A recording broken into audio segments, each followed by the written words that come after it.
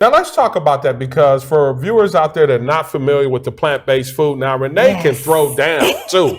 Now we, I'm from Detroit too, and we like our soul and all that other stuff, and try to eat healthy. And I have been trying to eat healthy. My wife is good at, making me eat healthy. Very good. But you've been on this mission with plant-based and eating healthy. Tell my viewers a little bit about this plant-based. Well, I kind of feel like Noah.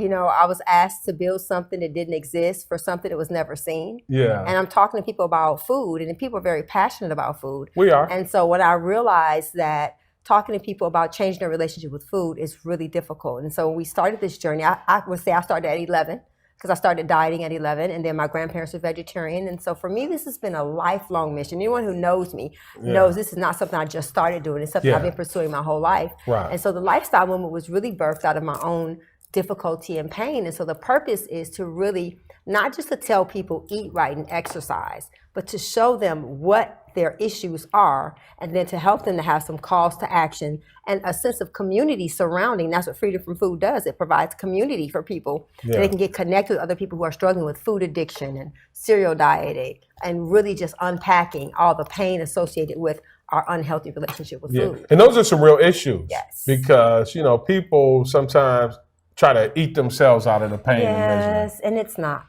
healthy. It's not healthy. And we see it.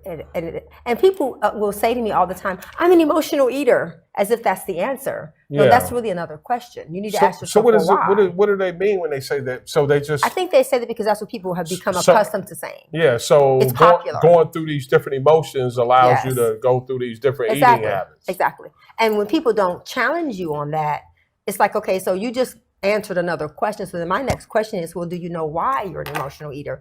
And then they just kind of look at me. And so I think that Freedom from Food is such a great opportunity for people to not learn how to lose weight, but to understand why they gained weight, and to understand why the space in your heart that you're trying to fill with food and sex and drugs and career and all these things can only be filled with God. And when you put God in that space, the other things have a proper place, which means it get kind of crowded out.